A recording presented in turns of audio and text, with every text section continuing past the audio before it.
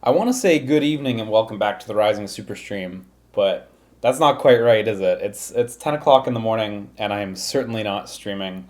And it's been a minute. I think it's been maybe a solid 6 months before since I last did a stream. Probably should have looked that up before I started.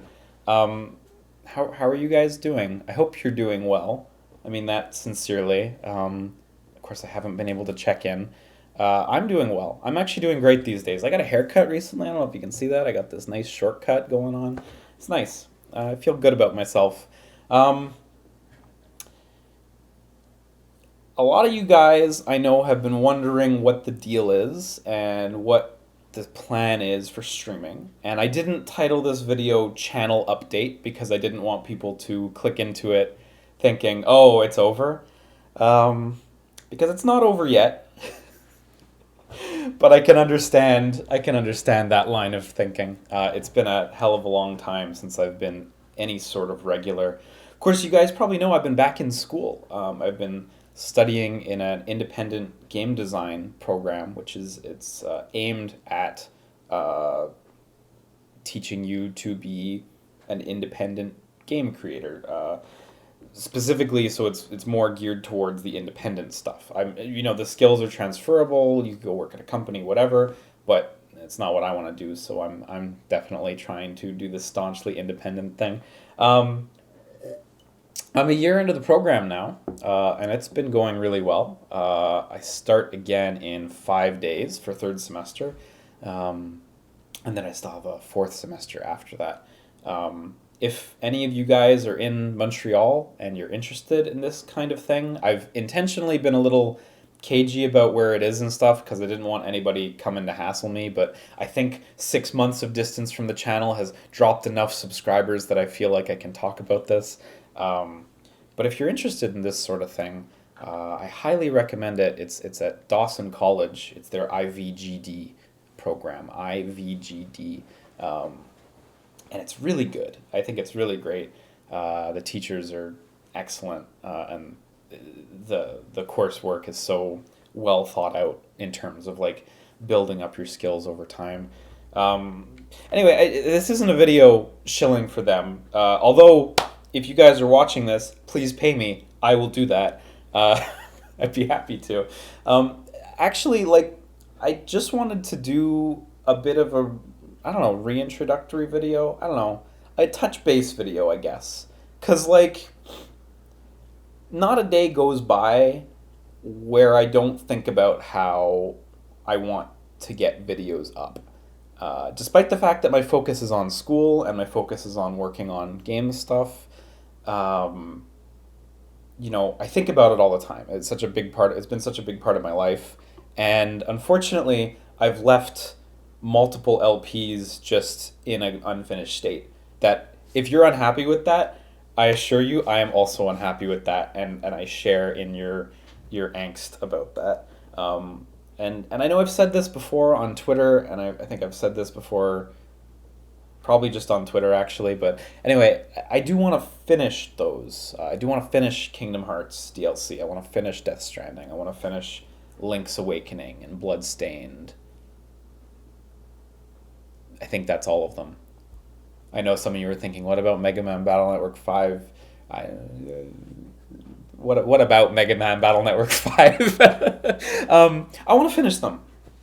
And for the last little while, I've been 6 months to be exact, I've been thinking about how I could do that. And I mean, the obvious answer is just stream again. But if I'm going to be honest with you, streaming is always something that's stressed me out quite a bit. And I don't think I realized how much it stressed me out until I stopped. Um, I did YouTube pretty hard with the old channel back in the day for a few years, and that was I liked it. Don't get me wrong, but it's like a video factory, right? Like there's a churn, 2 videos a day. It's a lot. It's a lot of content. It's hard to keep that up. Matt, bless him, still does that, and it's impressive. He really loves what he does.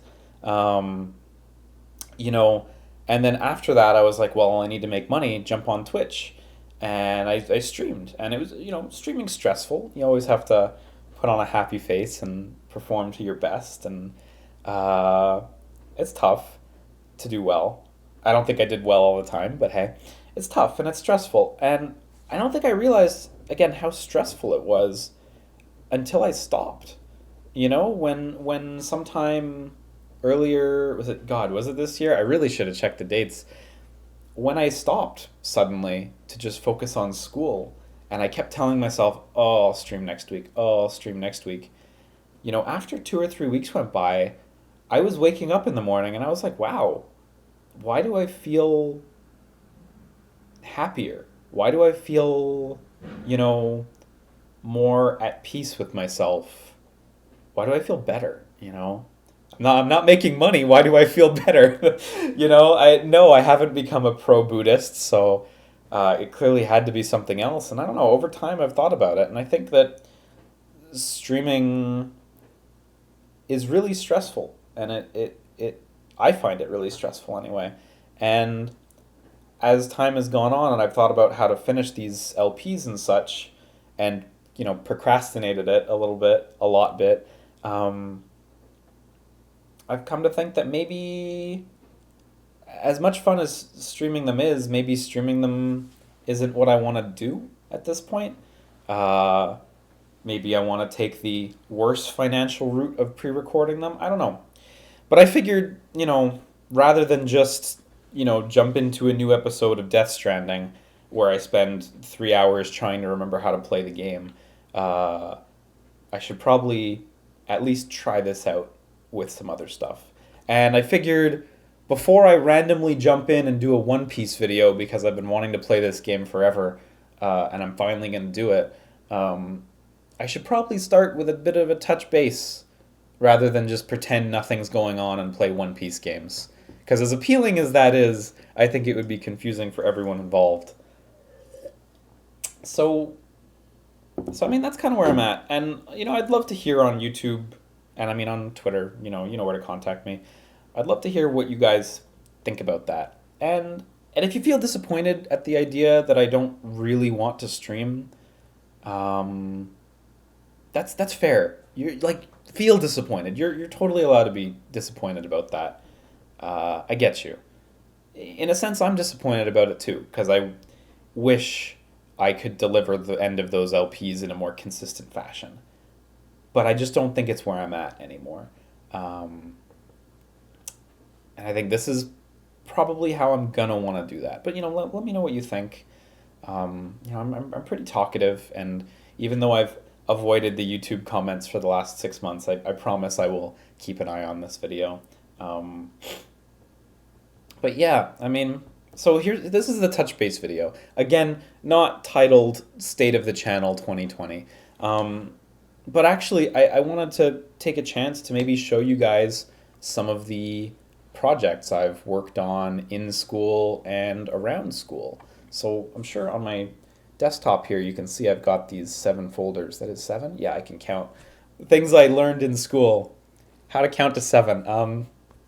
So this is a selection of projects across the first 2 semesters and then this little teeny nothing from summer just the other day. I don't know. I thought maybe you guys would be interested to see some of that. If you're ever interested, I think I've talked about this on Twitter a little bit, but I have this itch.io page up. Some of these, 4 of these 4 are going to be in this video. This last one, Long Way Home, is pretty old. How old? Global Game Jam 2019. Not that old. January 2019. It feels infinitely long ago. But I'm not going to cover that one because that's a bit outside the scope of this video. But I'm gonna touch on these other 4 in addition to a few other school projects that aren't up here. If you're wondering why they aren't up here, the stuff on here is like stuff I did alone in this one game's case, or like game jams I did with friends, or like one particularly excellent school project that I was like, okay, I feel really good about this one. Some of the other ones, I feel good about the work that we did. Don't get me wrong. We always get great grades with me involved. No, but in all seriousness, I feel great about the work we did. But like, sometimes it's like, for the first person shooter assignment here, all I did was program. Like it wasn't really, I don't really feel like I super want to put that up necessarily because it's hard to get people to play something and tell them like pay attention to the programming though, because that was all me. Boy, I sound egotistical, don't I? I don't want to disparage my classmates. I love you all. You guys are all great. If any of you are watching, I'm hoping we can meet up again in future soon. Of course, the next semester is going to be completely online due to COVID, which sort of sucks because we all do group projects. But hey, whatever. I love you guys. So I guess let's just jump into it, and I'm going to try to provide a little bit of a timeline as well at the same time. So we're going to go in order from oldest to newest, and we're going to start with a game jam game. This is actually not a school project. This was a game jam for Ludum Dare 45 that I did during first semester. This is one that's up on itch. Oh no, it started on the wrong monitor. How do I change that? Usually look at me, guy developing games. Let me edit this out. I know how to make video games. Oh, is it Windows Shift and then an arrow key? Is that a thing? Windows Shift, arrow key. Oh my god, if you hold Windows Shift and you press an arrow key, it jumps to the next window. That's tight.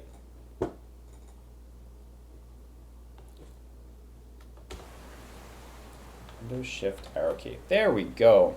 So, this is from scratch. This was done for Ludum Dare 45 last year. If you're not familiar with game jams, I should explain those for a sec. A game jam is like teams or individuals have a fixed period of time to make a game on a theme. So the theme for this one, I believe, was from scratch. I think it was that. No, I'm wrong.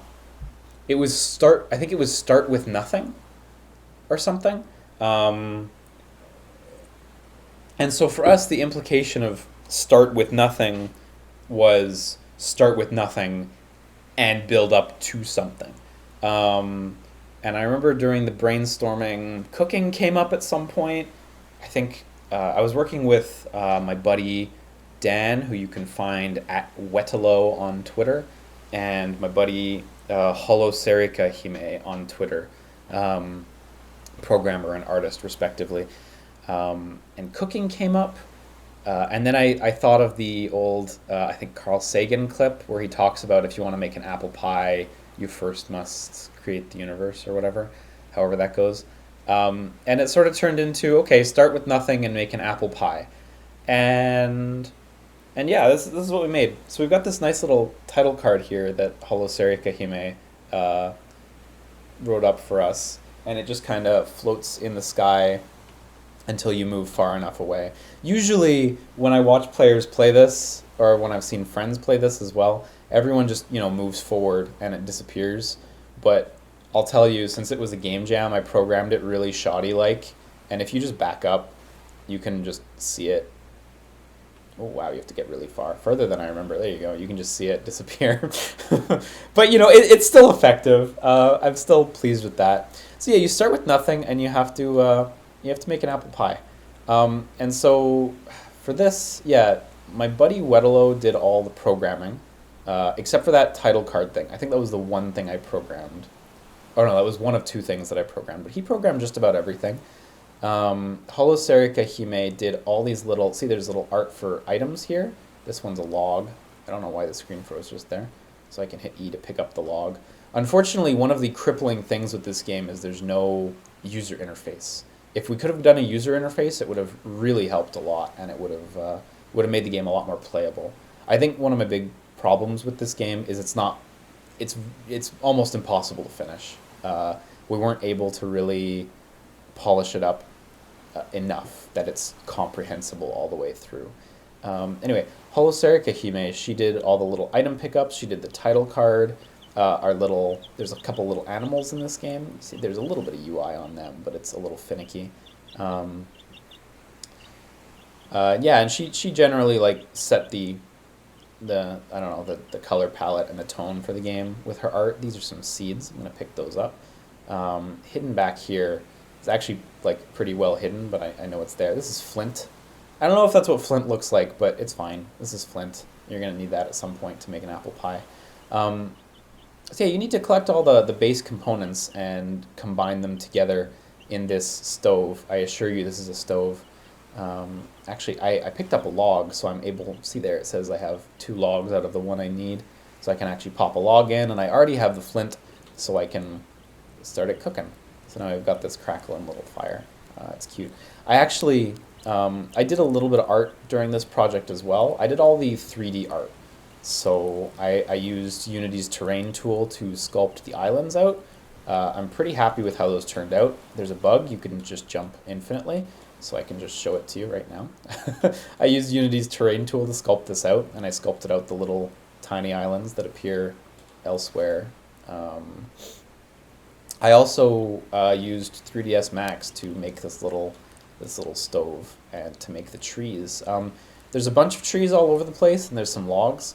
Of course, there's actually only one tree asset. It's just this one log.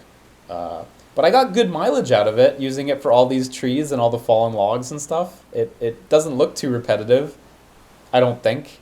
Anyway, it's you know, it exists. I put this little shader on it to give them that, like, that stroke, the little toon shader people call them. My buddy Holoserica Hime, she illustrated a blade of grass for me, and also a shrub. Here's the shrub. And also the leaves. There's only one leaf. It's just repeated to make the tree. So she illustrated all that, and I was able to use all that to kind of add more life to the terrain. Unity's terrain has sort of built-in functionality for grass. So if you're looking at this and thinking like, wow, that's really impressive that you programmed this grass sway or whatever, I did not program this grass sway. It comes like that. So let me try to progress through the game. Let me get some more seeds. So we can take seeds and we can actually plant them in the earth. This was something that Wedelo had a fun time programming, and by that I mean I think he screamed a few times because it was a lot of steps. Now I need water for the plants. Of course, that stands to reason, right? So let me just plant all 3 of them. Let me go gather some water. So this is one of probably the worst issue with the game right now. There's no indicator that you can interact with the water. When you're near another pickup or interactable, you have a little E that pops up, so you can press E on your keyboard to interact, right? With the water, you don't get that, but you still pick up the water. So see, I picked up 17 waters, and you can use the water to water the plants, and the plants will grow a variety of things. So here's wheat, which you can interact with to gather wheat, and there's apples, which you can pick off the tree. I don't think they come out randomly. If I remember right, they always grow in that order. I think it's always apple tree, sugarcane is this middle one, and then wheat. Sugarcane just drops the item because straight up we didn't have time to make a separate sugarcane plant. Anyway, you can take these seeds and you can feed them to the animals as well, because that's how animals work. And if you feed the seed to the chick, it turns into a chicken. So we can, of course, that's how that works, right? So we can manufacture a few chickens here, and then the chickens move faster and more erratically, and if you hit E on them, you squeeze them and you make an egg. There you go. So you just gotta aim at them right. There's not much to it, honestly. We've got this nice little river, and as we cross over here, we're gonna come up to this cow. So the cows eat the apples. See, look at that UI backwards up there. You know, there's stuff that needs working out, and then they turn into fully grown cows. And when they eat the apples, we made them leave a seed behind too, which is cute. That's some Kojima tier thought there, huh? So you can milk the cows to make a carton of milk appear. So yeah. I think there's another flint over here. The flint is the most well-hidden item. I think there's 3 of them. There's that one over there I showed you at the beginning. There's this one behind this log. And I believe there's one over in this corner somewhere. There's a couple patches of dirt, so you can choose to plant stuff in different places if you want. There's one up the hill as well. Yeah, over here there's what? Seeds, log. Is there a flint back here? Yeah, there is a flint back here. Okay, I'm not crazy. I think there's a fourth one. I think it's each of the 4 corners of the map. Well, I guess that one's not really in the corner, but I tried to, you know, hide them a little bit, the flints, so you had to look around. I don't know how effective that is. You know, I've only seen so many people play this one. This one's the most out in the open, but of course you have to actually climb up the hill to get to it, so. Yeah, once you've gathered all the ingredients, which I believe is milk, sugarcane, apple, and wheat. We were going to have a way to grind wheat into flour, but that didn't pan out. And we were also going to have a way to turn milk into butter. We were going to try to make that like the same thing. Like you'd hook up a cow to one of those old-fashioned like grinders or whatever. And I know this isn't really how it works. I mean, you put the wheat in and you get flour, right? That's how it works. But then we'd be like, you could put the milk in, and it would grind the milk into butter. That's how you make butter, right? That didn't pan out. We didn't end up having that. So I think the final ingredients necessary to cook your apple pie is milk, apple, wheat, and sugarcane. There actually is UI for this. I'm sure on the top of the screen there you can see the milk carton. It's actually pretty hard to see. If you're too close, you can't see it, and there's no way to crouch. But actually the UI is like stacked. So above the milk carton, there's the sugar cane and the apple and etc. Anyway, I think I already have all the items. So Viola, I got a pie. There's no like end screen or anything. So once you pick up the pie, I probably should have put an eating sound effect there, but once you pick up the pie, that's it. You've basically done it. I don't have enough supplies for another pie, unfortunately. But yeah, this was Ludum Dare 45. This was our entry. So it was a 48-hour game jam, pardon, so 2 days. And we worked our asses off to get it done in 2 days.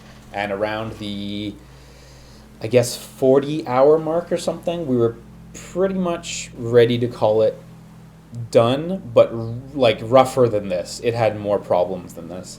And then when I was going on the website to submit the game, I realized that we had made a mistake. It was in fact a 72-hour game jam, and we had an entire third day. So my buddy Weddelo and I, hello Serica, he may had already gone home for the night. My buddy Weddelo and I, we immediately left the game jam and went to see a movie and went home and slept well that night. And we rolled in late in the morning the next day with like a comfortable 10 or 12 hours ahead of us, and we just goofed off and like improved the game a little bit in a bunch of ways. Unfortunately, again, the UI still really didn't get to where it needed to be, so, you know, interacting with the water and figuring that out is almost impossible. You know, there's nothing telling you that you're picking up water. I'm hitting the E key, and I assure you I'm picking up water, but yeah. So this game is playable, but really, really hard to finish. This was also the first time I used Unity's terrain tool, and it was really fun. You get to basically sculpt out the terrain with brushes, and you get to paint on the terrain with, well, other textures, and yeah, you can put like shrubs and leaves and grass and stuff really easily. It's a really awesome tool, actually. If you use Unity, I highly encourage you to check it out. One thing I did do on the last day, because at a certain point I looked back at the art and I was like, okay, you know what? I think I'm actually happy enough with the art, so I'm just gonna call the art done. On the last day, I decided, fuck it, I'm done with the art. I don't really have any other things I need to do. I wasn't the one doing the UI and stuff, so, you know, and I wasn't really able to help because the programming was too complicated for me at the time. So I decided to add in like a bonus thing. So hidden over here in the water is this odd little item that is a complete copyright violation. There is actually an E to interact with it, but it clips into the item. But if you ever want to have a fun copyright violation time, this spawns 10 targets across the island.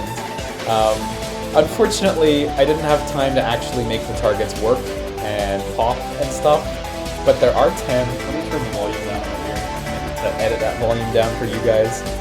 So I just walked by 3 of them. There's one over here. I think the most hidden one is there's one in the water here. Yeah, there it is. This is a total copyright violation. I wasn't sure whether I should keep the music in, but the music really completes the package, doesn't it? So this is in there. This is fun. If you feel like looking for, I think it's 10 targets. It's whatever amount that Melee has. I think it's 10. I could be wrong. But that's there. It's a really fun little Easter egg. That only existed because we ended up having the extra day.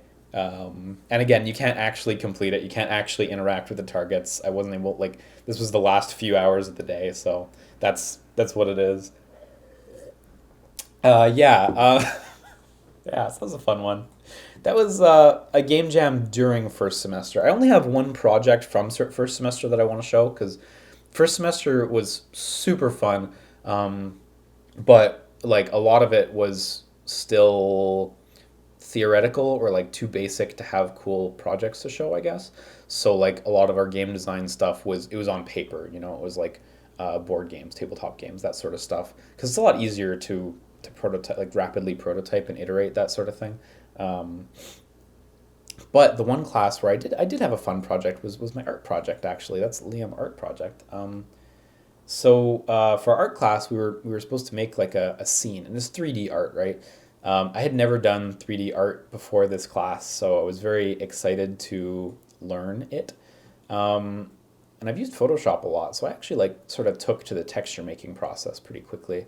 But we were supposed to make a scene in groups, and because I'm a ceaseless show off, and mostly because I wanted to practice, I was like, well, you know what, I'm going to do it alone. So I got dinged for deciding to work alone and not in a group. I lost some marks, but it was worth it. It was a good learning experience. So this was, oh my gosh, I didn't get the name of the artist before this stream. Jeez, it's an artist I really like who I follow on Twitter. I think they're super excellent, a Japanese artist. They do a lot of these sort of like mood piece video game mock-ups. You see there's like a fake UI and map here. I remember seeing this piece and being like, you know what, this is what I'm going to do. And there were concessions. I was not able to make clouds of that, like not even close, so I didn't bother making clouds. So I sort of changed it a little. I sort of used this as my basis. His piece is a zillion times more beautiful than what I ended up making. But I still figure I should just show that a little before I jump into it. And you go, wow, that's a cool idea. The idea was not mine. It's pretty much ripped entirely from that piece. So it is a Unity scene. And here it is. This is it. This is my art project. This is my final art project for the class. So I got to make all these like big rock boulder things, and I made these buoys in the distance, and here's his little fishing stand. I made it into an uglier like boat stop, I guess. And I'm sure you can see there's a bunch of like things plastered all over this. Those are just like little stickers I made, because like I find, I don't know, you see that a lot at like bus stops and stuff. People put like stickers and graffiti over stuff. So I was like, fuck it, I'm gonna put some stickers on. If you zoom in real hard, this is my Twitter avatar, or maybe it's my old Twitter avatar. Anyway, it's my it's one of the Rising SUPERSTREAM arts. The other ones are just like these original little sticker designs I made. Nothing special, but it was a fun little art project to do. At the beginning of the semester, I had 0 art experience, and this was the end of the first semester, so I feel really satisfied by that result. I know it's not much to look at. It's no AAA game or anything, but it was really satisfying. So what I didn't make in this scene, I did not make the water. That's a Unity standard asset, and the skybox is just Unity's dynamic skybox. But otherwise, I made all the 3D stuff in the scene, and I feel pretty good about that. You know, it's basic stuff, but it was nice. It was definitely one of the points where I was able to look back and be like, wow, I've actually been learning a lot. I haven't just been slacking off the whole semester. So yeah, I mean, that was a cute little art project. Again, I can open up the original. Ooh, why can't I? Oh, I guess it's a fixed resolution. I can open up the. Oh wow, this worked great. I can open up the original art piece here, so you can sort of see the how I snatched that.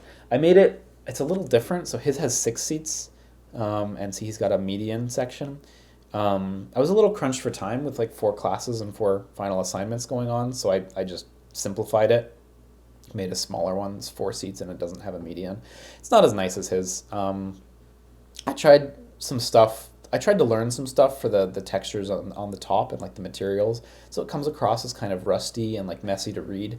I wasn't really satisfied with how that turned out, but I'm glad the geometry turned out similar. His roof covers the entirety of the I don't know, fishing stand or whatever. Mine doesn't. Mine's more like a bus stop, I guess.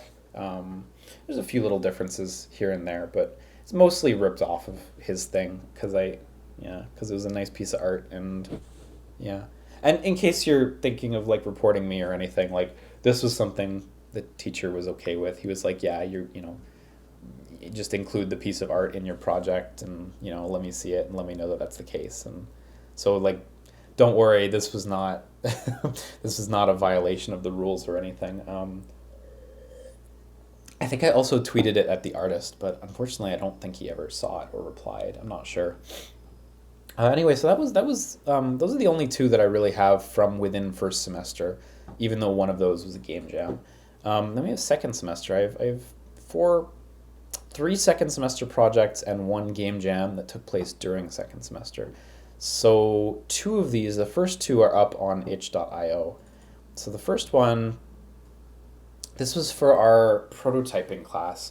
So in our prototyping class, we had 4 assignments over the semester, and they were different, like make a different prototype for this type of game. So it was platformer, action adventure, first-person shooter, and horror. Which I'm sure if you're paying attention, you'll realize that one of those is a little different, because the first 3 are like really firm gameplay genres, but horror is more of like an aesthetic genre. Because of course, like there's like concepts that exist across horror games, like not having a lot of resources, or like enemies who are particularly tough or dangerous or scary. But like you can make a first-person horror game, you can make a text-based horror game, you can make all sorts, right? Whereas for first-person shooter, it's a little more defined. I mean, yeah, you can, one game can, have crazy space physics where you're shooting people in space, and the other one can be something. Wow, look at me with like less than 2 examples. The other one can be like a super, boots on the ground, grow flowers. Like, I mean, fuck, the game jam I showed before, the from scratch one, that one may as well be a first person shooter. Anyway, the other ones were gameplay genres. Horror was more of an aesthetic genre, so it was an interesting change once we got to that one, because everyone was just doing all sorts of different shit. But I'm going to go through in order. I don't have the platformer one here. It was a really fun project to work on, but like the results aren't that. I mean, I don't have it saved, but the results didn't really like blow me away. It was fun, but it was cool, I guess. The premise, I guess, was like you could hold certain buttons to make different parts of the environment move while you platformed around. So you'd have to like, hold down a shoulder button and jump on the platform and then release it, and then hold a different shoulder button to move other stuff. And anyway, it was a neat little thing, but it's not. Anyway, I don't have it, so I couldn't even show it to you if I wanted to. So I'll show you the action adventure prototype. This one is up on itch.io. It's this fellow right here.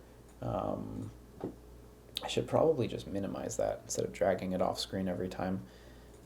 This one was a cool one. We had 2 weeks to make this, bearing in mind, so we were 3 people, a great programmer, again, it's on the wrong window. We had an amazing programmer, and then me, and then an awesome musician / sound guy. We had 2 weeks to make this, and I sort of like pitched it to them, like, hey, do you want to do this? And I think we were all very daunted by the scope of the pitch, because I kind of said, like, let's go crazy. Action adventure game, let's go fucking crazy, and let's do the best we can. And I said, hey, let's make this like elaborate, like micro open world thing. I'm sure some of you guys who followed me for a long time know I have a real fascination with like small open worlds. So this is particularly tiny. I wouldn't even call it an open world, but that was what it started as on paper, was like make a small open world kind of thing, with like elaborate player movement was something I wanted. I'd been playing Anthem around that time, or a little before that time, I guess, and I really liked the player movement in Anthem. So we also worked with an artist on this one, the Aaron Schmidt on Twitter, real name Aaron Schmidt, and he did the art for our main character, actually. So yeah, we have this little open valley area, and you've got these like pipes leading to these towers that have these force fields on them. So what you're supposed to do, oh yeah, there's a dash button here. I haven't played this in a while. You can tackle enemies to sort of take them out. And what you're supposed to do is you're supposed to sort of like find, it's not super well signaled or anything, but you're supposed to find this blue pipe here that's leading to the tower, and maybe intuit that it should be blue on the way out, and that you need to somehow change this. Again, not very well signaled, but you know, whatever. It was a 2-week project, and I think we're all happy with it. So if you, if you destroy all the enemies who are around a tower, the tower will actually lose its force field, and from there you can climb up and you can hop inside, and you can rotate around, and you need to basically link up the tower. Like these lines need to link up at the top. So one of the things that we weren't able to get done was like actually making the blue go up dynamically piece by piece. We just did not have the time to make that a thing that could happen. I think in theory we could have done it, but it 2 weeks, you know, like we just didn't have the time for it. And then once I link it up, you get popped out the top, and you can see the blue go along the tube to the next one. And that was a really satisfying thing. I think if you go back inside, yeah, you just wind up inside, but yeah, it was really fun to have this like climb up the tower thing. That's very, some of you guys might have caught that maybe that's very inspired by Kingdom Hearts 3. I really love that ability to flow motion up walls and stuff like that. I think it's really satisfying. So it also really lended itself to like making a small open world with like elaborate character movement, because like I wanted to get the character up high so you could really, you know, see around. So let me go to the other one. We had a couple other character abilities that got nixed. Like at some point you could hold the jump button to glide after a jump. And I think you might think that's a really good idea, and believe me, I thought it was a really good idea too.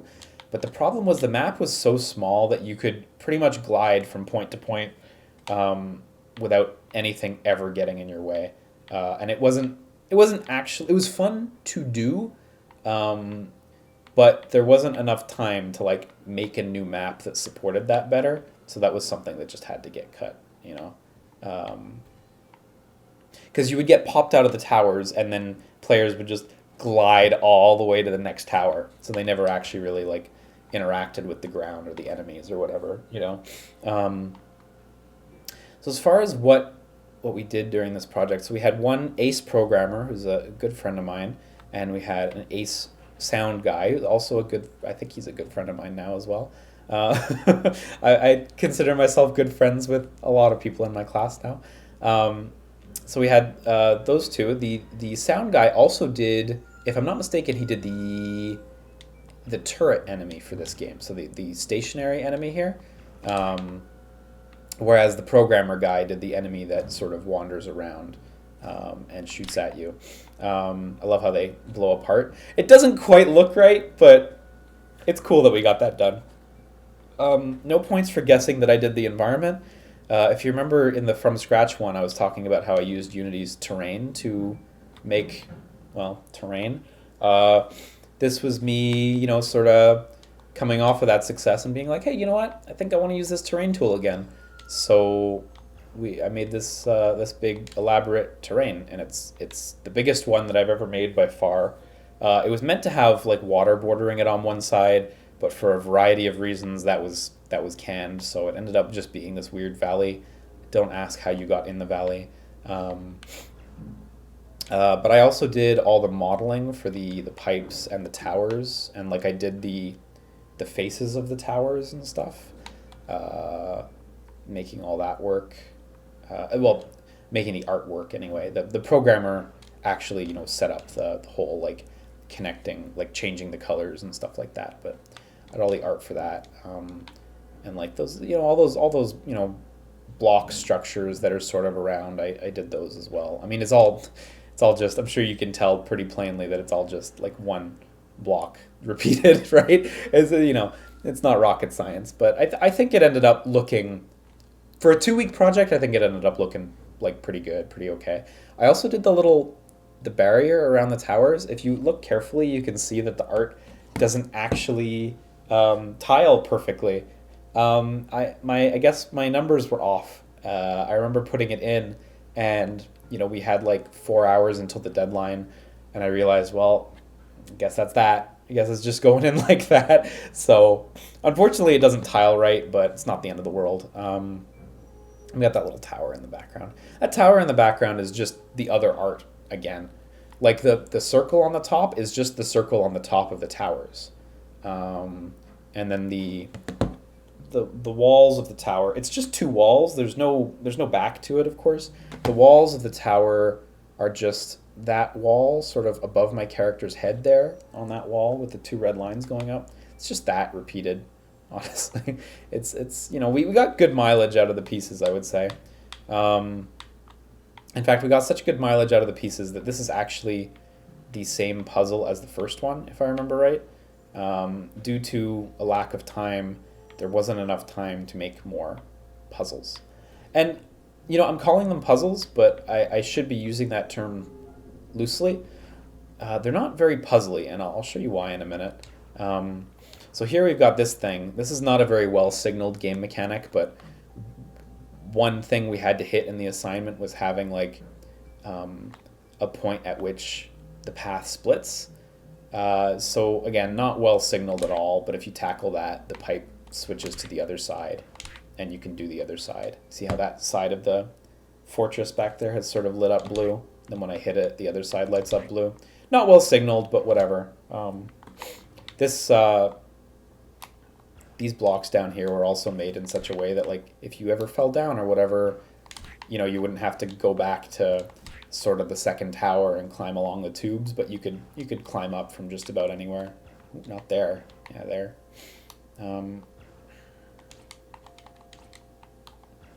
So yeah, you've got that little tackle in the air too. It does go in all directions. It looks a little odd when you use the tackle to go like backwards or sideways, but it works. It still hits enemies. I'm so glad we got like multi-directional movement sprites in there too, because the character feels okay actually. I actually think they're sort of fun. It reminds me a little of how you play an Anthem, which was sort of like where I was most inspired.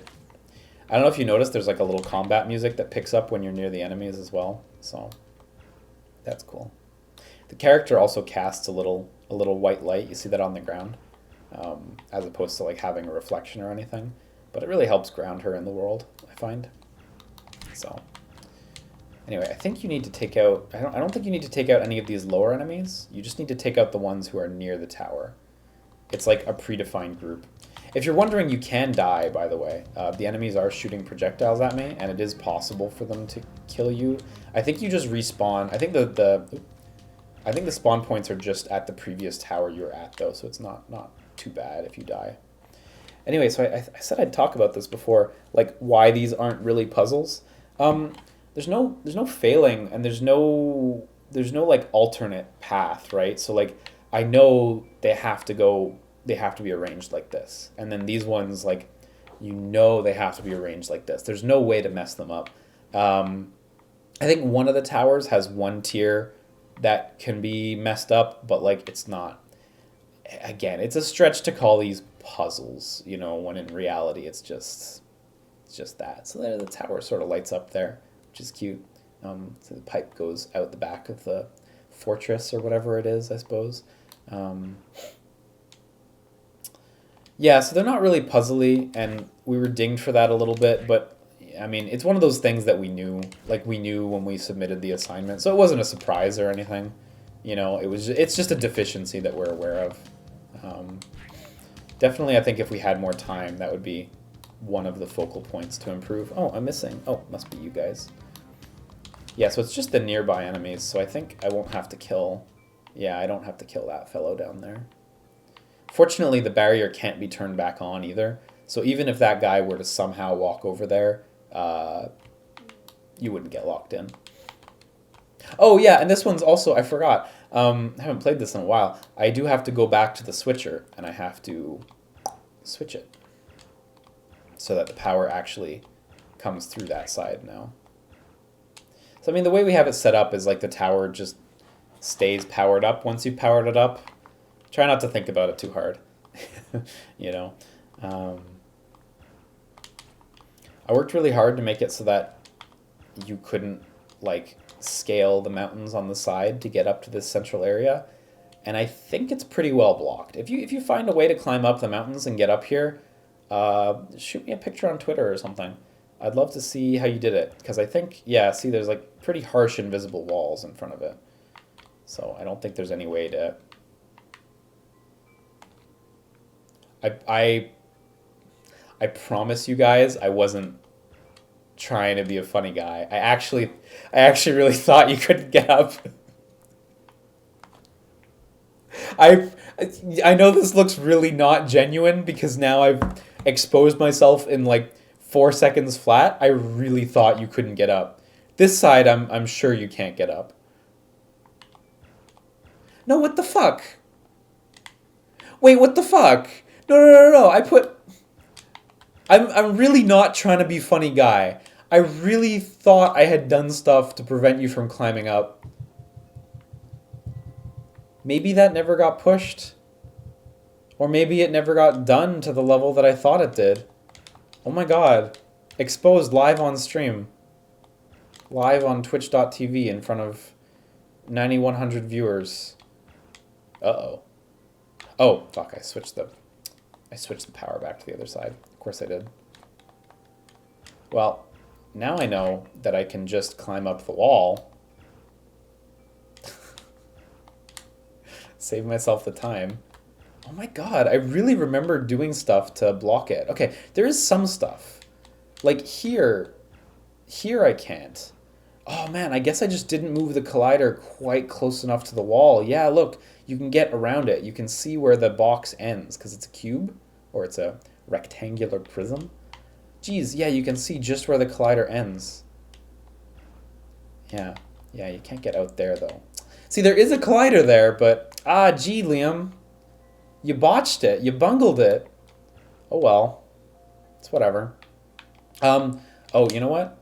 Actually, let me just exit. There's a button. You can actually hit Y to exit these things. Oh, no, sorry. Y is return to last checkpoint. Fuck me. It's been a minute, okay, guys? It's been a hot minute since I've played this one. Okay, great. One thing that I liked doing, and I don't think they turned out like super excellently or anything, but I liked getting the normal maps going on these metal surfaces. For anyone who's not familiar with what a normal map is, I'm not going to give you a good explanation, so Google it. But it's sort of like, so these walls are actually completely flat. You're basically telling the computer to pretend that they have a surface texture. So if you see sort of how the lighting plays off of it, almost like it's like a ridged surface, that's the normal map at work, like making it pretend, so that like the character's light looks really good on it. It gives it a real texture. But in actuality, it's completely flat, these surfaces. So I was really satisfied with how those turned out, and I thought it gave it a nice look. Oh no, I've clearly run into a bug here. Uh-oh. That might be because I tried to respawn from within the tower. Maybe I fucked it up. Please forgive my student project for this bug. Man, I remember during class too, we were like, you know what? Pretty bug-free, did a good job. And now it's like breaking down live on stream. Okay, there we go. Fixed. Great. Good. Happy for you. Happy for me. I don't have to replay through this. It's a fun little thing, but God knows I've played it for enough hours at this point. So this will shoot me out, and that tower is going to light up, and the game will end as soon as that tower lights up completely. There we go. Congratulations. Completion time, 15.9 minutes. Yeah, that didn't get converted to like seconds, did it? So 15, and what's 90% of a minute? It's like 55 seconds, I guess. Not a great time, is it? This was, actually, I want to talk about this for a sec. This is something that the programmer added like on the last day. And I think he just did it. I think he was just like, yeah, fuck it, I'm gonna do it. And initially I was like, looks inside. I was like, it looks a little rough. I don't know how much I love having this like completion window at the end. That's just like these generic Unity assets, but in the end, I think it was really worthwhile. There was a few people on Twitter who played this off my itch.io page, and they were able to post their completion time. And seeing people, post that they finished it and they'd have completion times, like some people were up like over 20 minutes and stuff. Seeing that was really gratifying, actually. So even though it's like this really rough, like last minute implementation that I wasn't sure about, I have to admit I was fully wrong about it, and I'm really glad he added it. And I think it's been really satisfying to see people finish the game and, share their times and such. It kind of makes it real, that other people have, well, if they haven't enjoyed it, they've at least interacted with it. And some people played it for a fair amount of time. I saw like 20 minutes, 30 minutes for some people. So again, like the game doesn't signal itself super well. It's not always clear, what exactly you're supposed to do to, take down the barriers or whatever.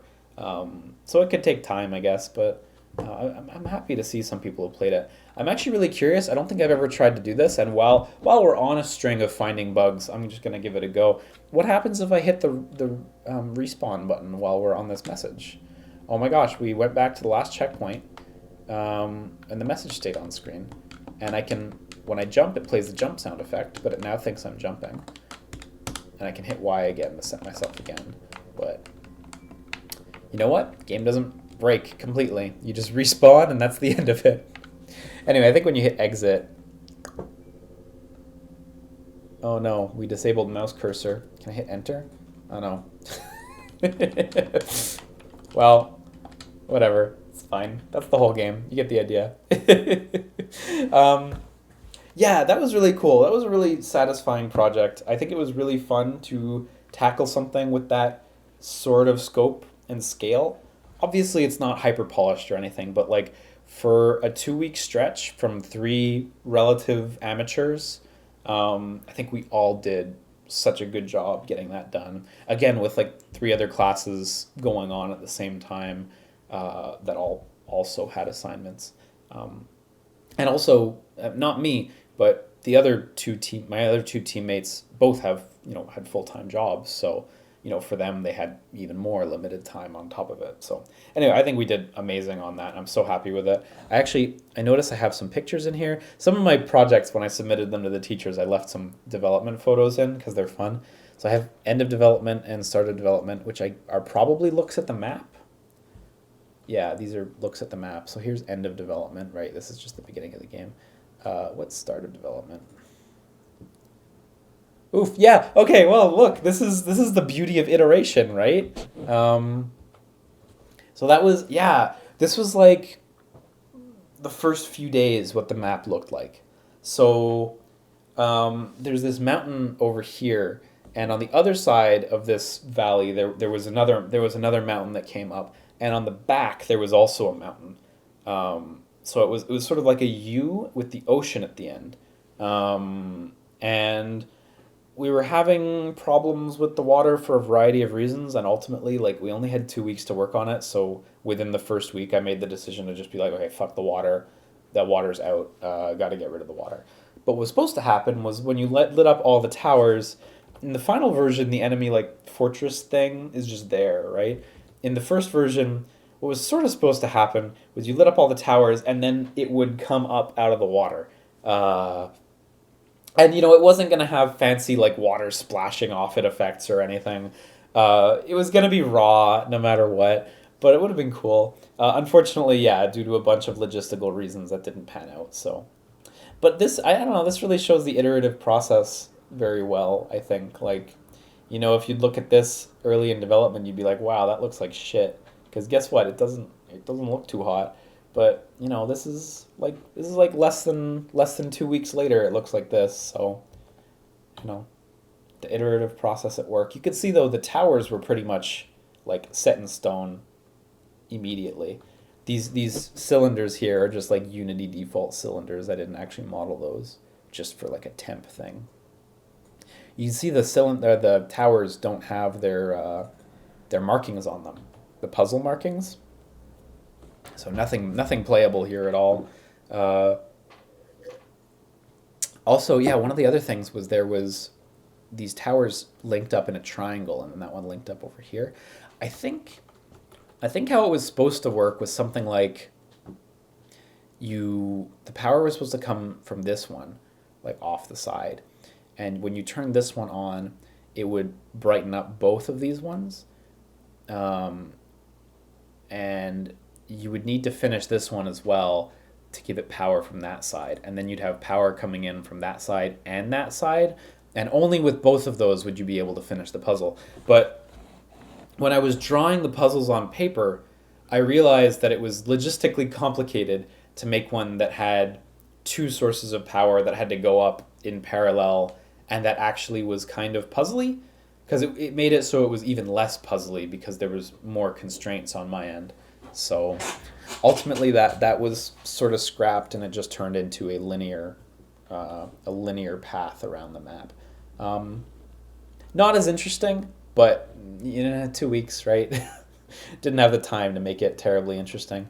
Well, that aspect of it. It was very time consuming to like move the towers around and reorient the towers because it required redoing all the pipes and stuff. And at some point I added these little support beams too, which was a fun thing. Again, these are just the cubes repeated, but squished.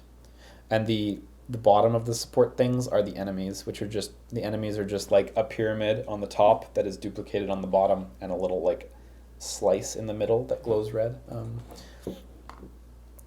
Yeah, so this was a fun project. This turned out super well. Very pleased with this. The skybox stayed in from day one. I just grabbed an HDRI that was available and went with that. Yeah, that was a cool one. You can actually download that one on itch.io completely for free. All of these are free. I think Meet Me Halfway has donations turned on, I think. Because that one's probably the most finished game. But feel free to download it for free. I don't care too much. I could use the money, but I also don't care too much because I'm cool. So anyway, you can download that one on itch. I think you need a controller for this one. Yeah, you will need a controller. Oh, and there's a README. Oh yeah, there it is. It's true. I forgot. Got the controls in here. Cool. You will not be able to play it properly with a mouse and keyboard. Yeah, these vary. From scratch, I believe it's the opposite. The Game Jam one from earlier, I believe this one actually it does not support controllers at all.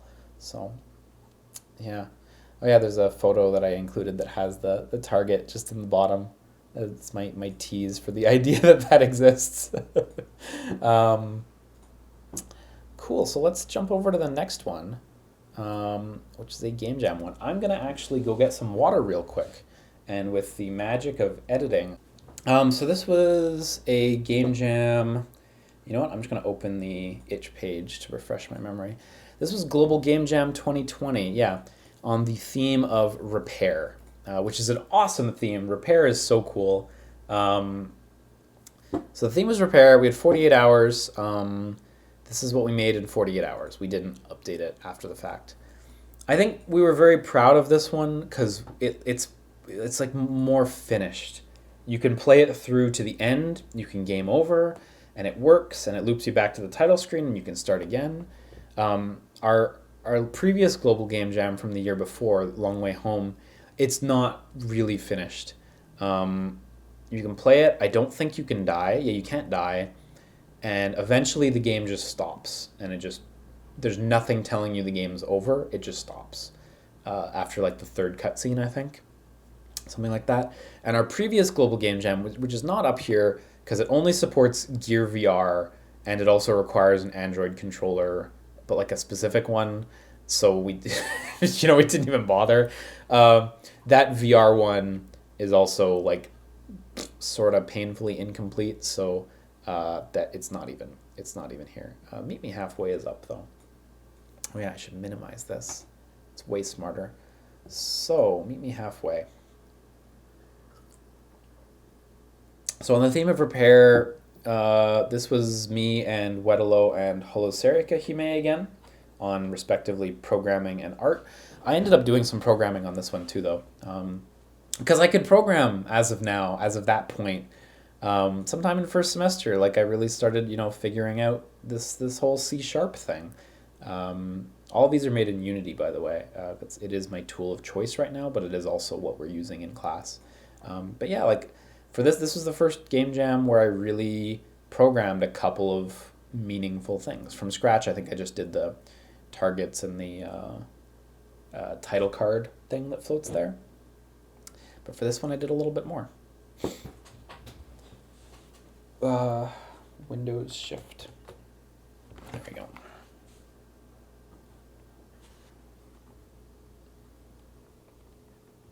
Meet Me Halfway. There we go.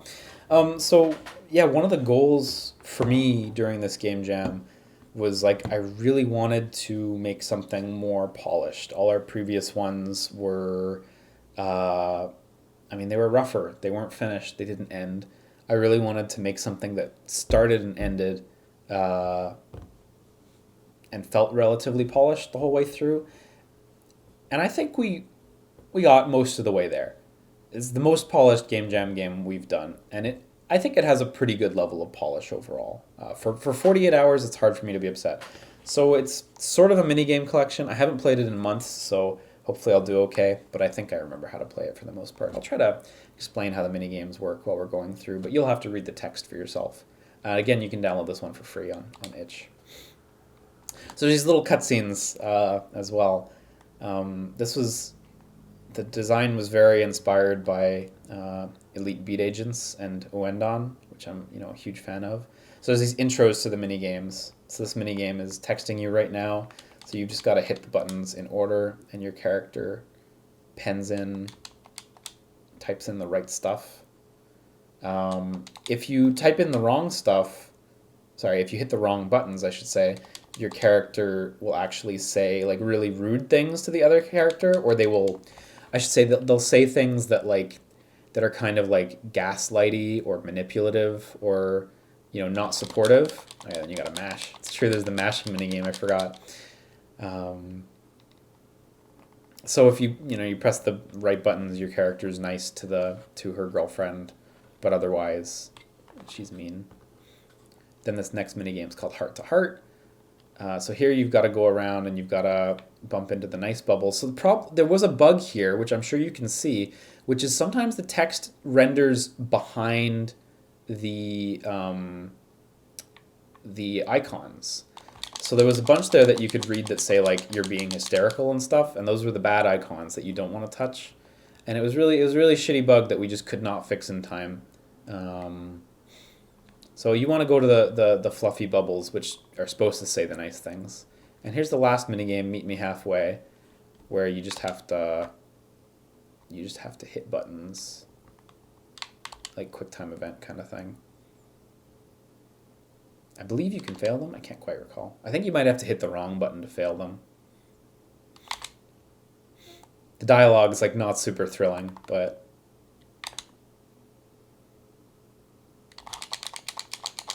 I like the mash minigame, like grow the text size. Gets a little too big, but it's cute. There's no sound, I'm sure you've noticed.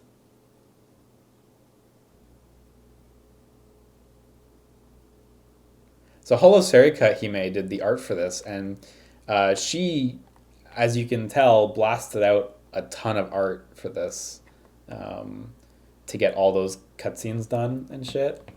And yeah, that's the cute little ending. So like the idea was repair, like if you get in an argument with your loved one or whatever, making that better. I guess it wasn't not high pros or anything, but it was a fun one. And that's it. And you hit the button and it loops around. Look at that! It loops around at the title screen. It plays beautifully. Wow, the polish, right? So unfortunately, like as you can see, the mini games are sort of the bits that are sort of lacking the polish a little. I like to think that it's sincere, but the writing's also like a little plain, which is my fault. Like I was the one who did the writing, but the writing, like when I say I did the writing, I mean it was written in like 40 minutes and like I had other things to do, so so it's at the level of quality it is for that reason. So I programmed all the cutscene scenes and how those work and stuff, and I did the mashing minigame as well, but my buddy Wedelo did all the main minigame. So see if I press the wrong things here, see like she'll say like meaner stuff. Also, you have a health bar at the top. It's a little hard to see the red health bar. And if you die, there is a game over state. So I'm just saying the wrong stuff.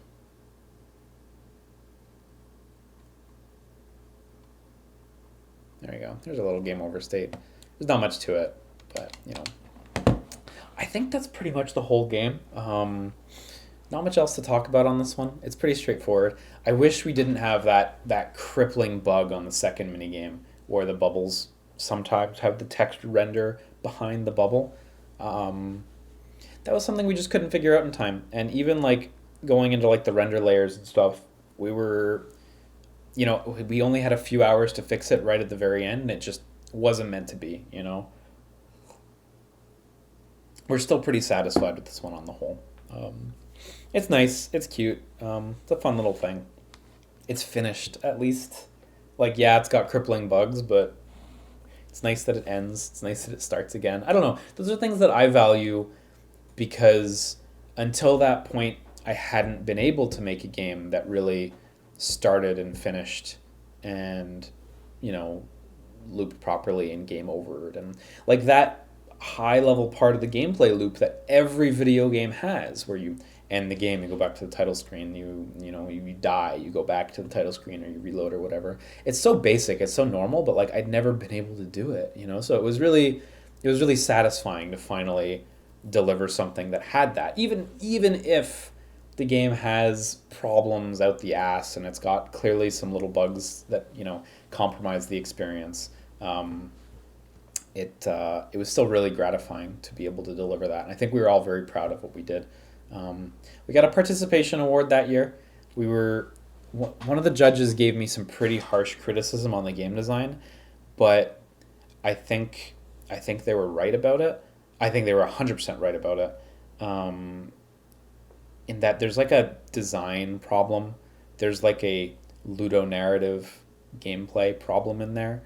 And I had to chew on it a little bit because it took me a second to really figure out why it was happening. They were explaining to me that the problems in the game were social problems, but the solutions to the social problems were dexterity minigames, So usually in a game with a social problem, like Planescape Torment or Mass Effect or whatever, you use social skills to solve it. You pick text to say or whatever. That wasn't something we did. Maybe that was something we ought to have done. I'm not going to lie, the whole time we were developing that, I was listening to You're the Inspiration, like just about for the entire 48 hours.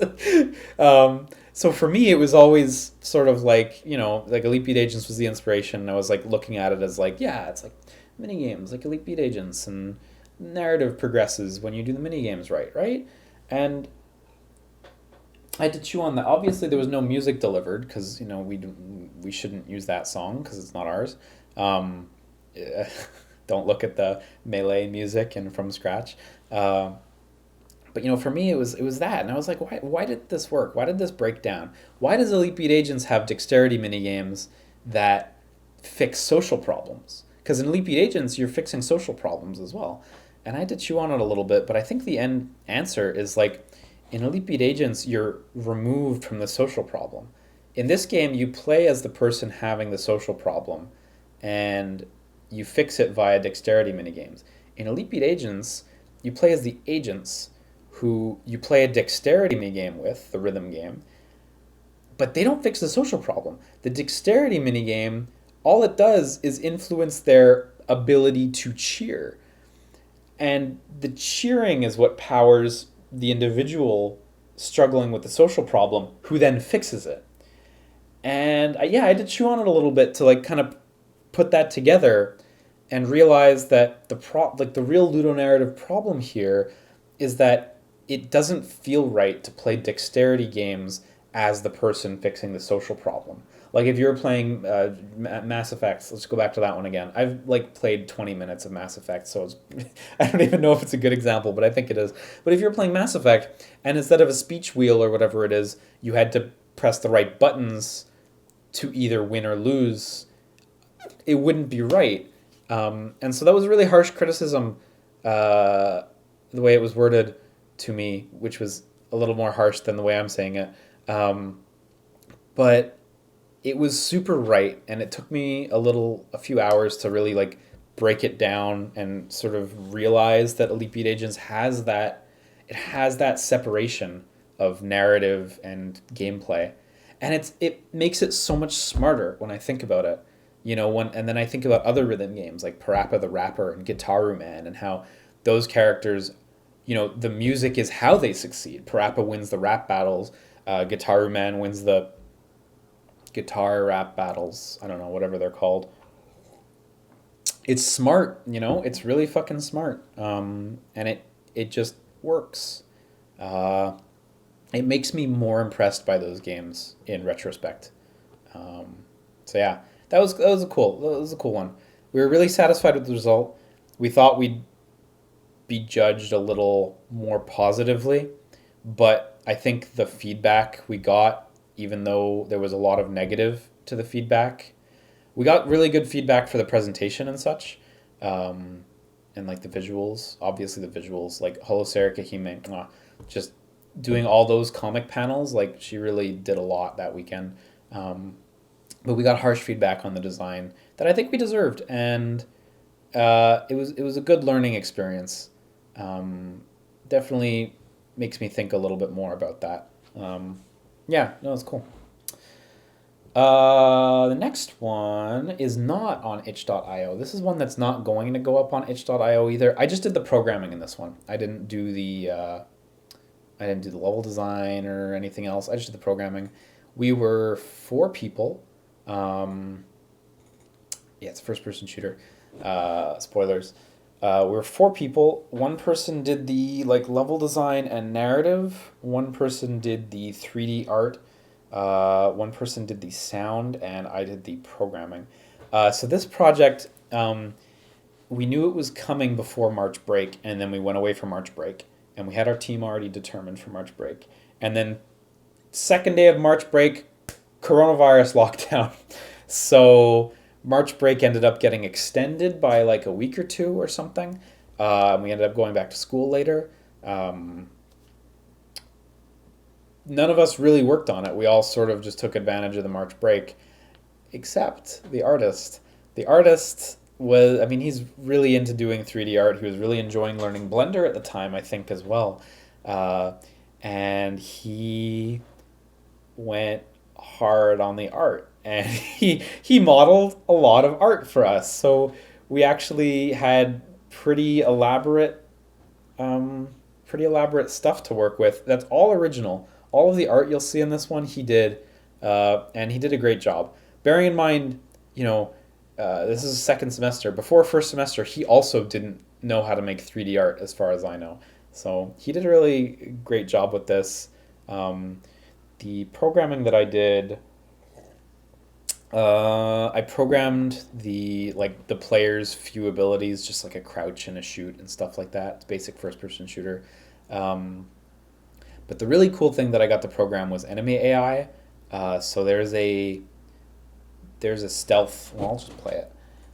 There's a heavy stealth portion of this game. Basically, the first half is stealth. And all right, Agent. You have there's some to voice acting infiltrate here. this place It's a little hard to and clear hear. it out of enemies. You aren't equipped with any weapons, though, so you have to find one yourself. Stealth is imperative to your success. Stealth is imperative. HQ out. So yeah, it's like a pretty basic first-person shooter. We got some controls there on the bottom of the screen. So the look we were going for, like, because we kind of talked about it a little bit, was like, okay, maybe something simple like the intro to the game, I Expect You to Die, it's called, or like Super Hot, so like just simple shapes, sort of. And we didn't have time to do fancy shaders or anything. You know, COVID fucked up our work schedule as well, because all of a sudden we were working in groups from home, which was a totally different and unexpected experience. So anyway, he made a lot of art and a lot of unique art assets. All of this he made, like none of it's downloaded or anything. He did a great job. None of it got textured, but that's fine. Like that was sort of the look we were going for. So this enemy he modeled and he animated and everything. And it was really impressive that he did that. No one else had anything like this.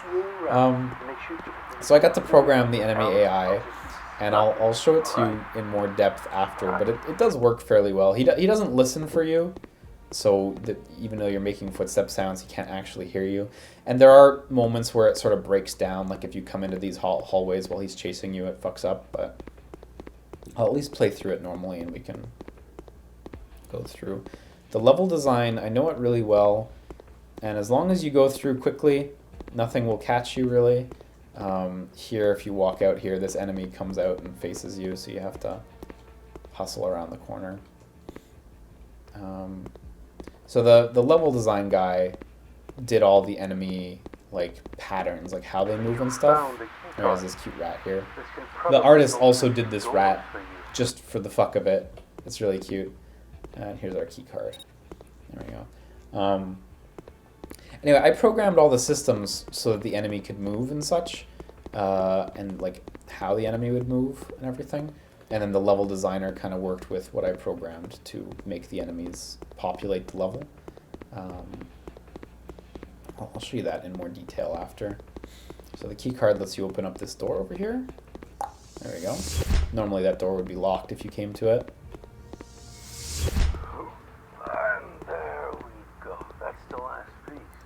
Well, not my friend who did the voice acting isn't exactly isn't much of an actor, but he had a fun time doing it. Stop whining. This room could barely fit the two of us. Let alone all that junk. This was also a 2-week project, although again we had like the March break, so really we could have worked more. This gun, also modeled by the artist, he made this like funky cyber flintlock AK-47 thing. It's got a total mishmash of inspirations, but it's a fun looking thing. So you get this gun, music changes, and you can shoot. I don't know why that didn't hit. Why is that not hitting? Great, look, it worked. First try. Well, whatever, it's fine. You might think you're supposed to go that way. Actually, due to limited time, you just have to go back and kill all the enemies you encountered before. That's the win state of the game, basically. That can actually... Why is that not hitting? No, that's not hitting. Anyway, I hit both of them there, so it's okay. Got this little crawl space.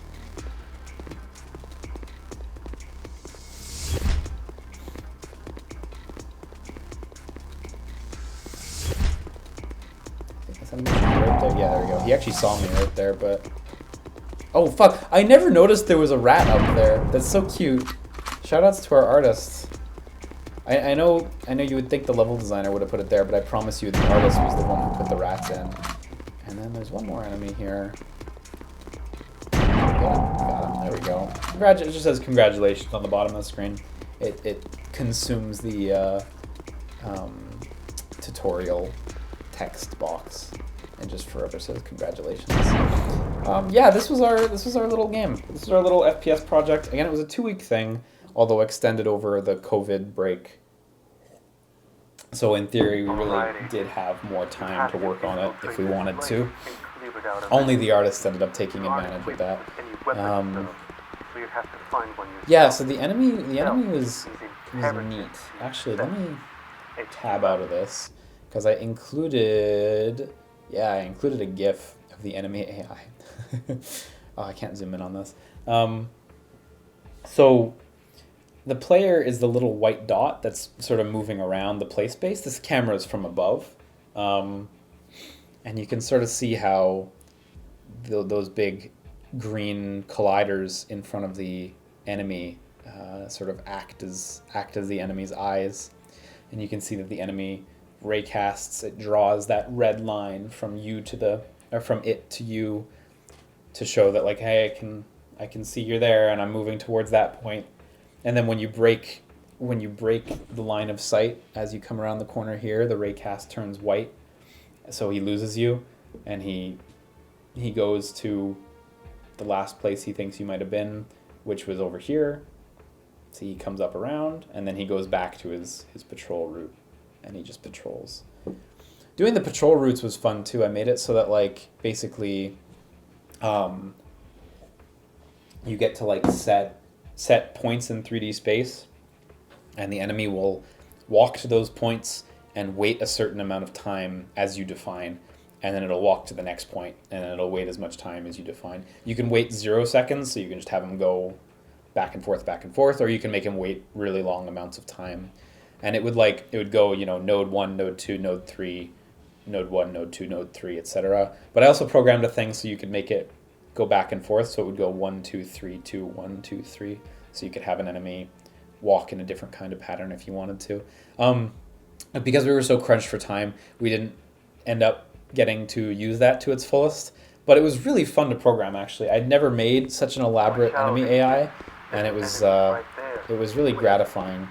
So if I stand over here, he should see me and shoot at me. Not the most elegant, but it works. I think actually he just, yeah, there you go. When he kills you, it takes a second to respawn sometimes. I'm not that good a programmer. It was a fun project though. That one turned out all right. I'm not displeased with that. Making the enemy, I was really satisfied by. There's stuff on the player that I think I could have done a lot better, but it was the enemy I was really focusing on. There was a second enemy type too, a turret. I just bumped the mic. I hope that wasn't too loud. There was a second enemy type. There was a turret that the artist made a beautiful turret for us, and unfortunately it didn't get done. My end of it didn't get done. The turret was supposed to rotate either 90 or 180 degree intervals, and then wait, and then rotate again. And if it saw you, it would start to focus on you, and it would shoot at you. But due to a lack of time, it just didn't get finished. So yeah. And then the next one, oh yeah, the next one was the horror prototype. So again, horror was interesting because, horror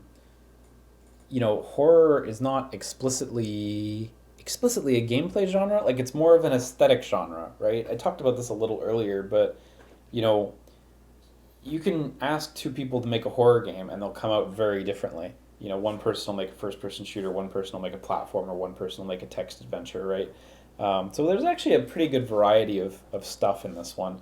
For this one, I was working with two people. One guy who was 3D modeling key assets for us. I guess I'll talk about those assets as they come up. And a lady who did the programming. And I did the environment and I did the cutscenes. Bear in mind, like, most people in the class have jobs, so I do have a little more time, so I'm able to take a little bit more of the load. None of this is meant to disparage people or be like, well, look how much more work I'm doing. Like, guess what? I don't have a fucking job. Like, so that really works to my advantage. But yeah, no, they did a kick-ass job. I know the modeler, he was really busy through most of it, so unfortunately he wasn't able to. I think all of us feel like there could have been a little more there, but it's nothing against him. He was just busy. He's a great guy. I hope I get to work with him again in the future, actually. But so the horror project, I guess ours ended up being, unfortunately, a little light on the gameplay. It ended up being a little more of a mood piece. I'll talk about it a little more as we get into it and explain maybe what was intended a little more. So it opens on a cutscene. I also did all the sound design for the cutscene too.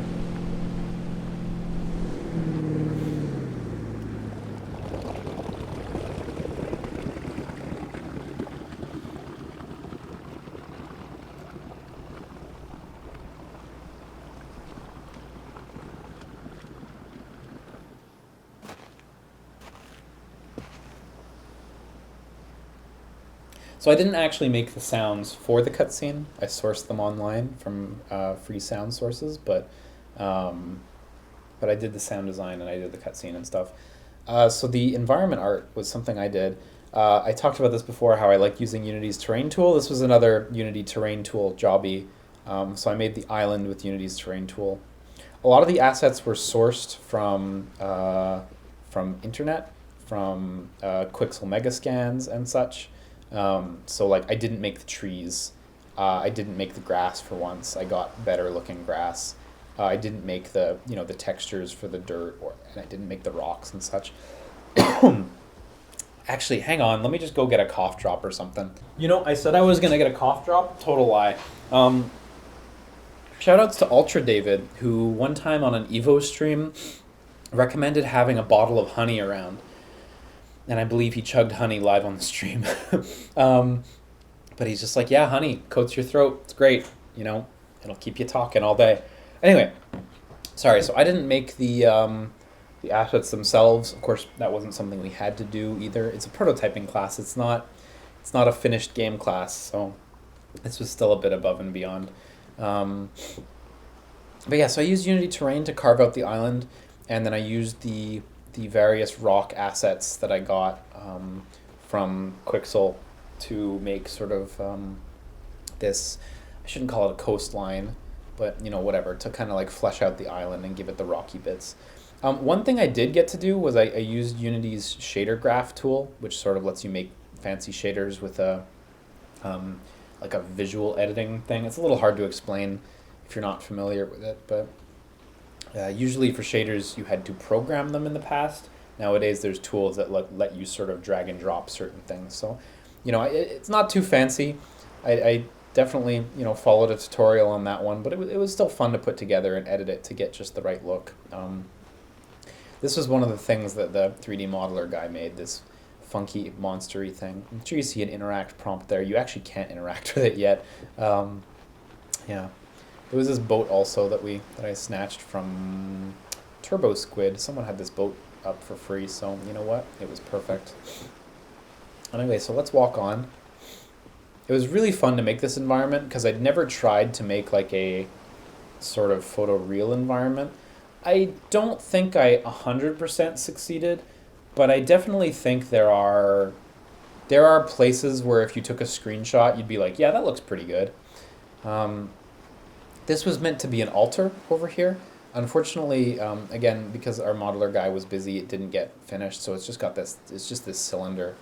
I've interacted with it, and you can see that there's a couple particles coming off of it and heading up towards, I don't know, moon maybe? But yeah, this was supposed to be some sort of ritualistic altar. And if you look around, you can sort of see now that there's particles all over the place. So I guess let's start by heading off in this direction.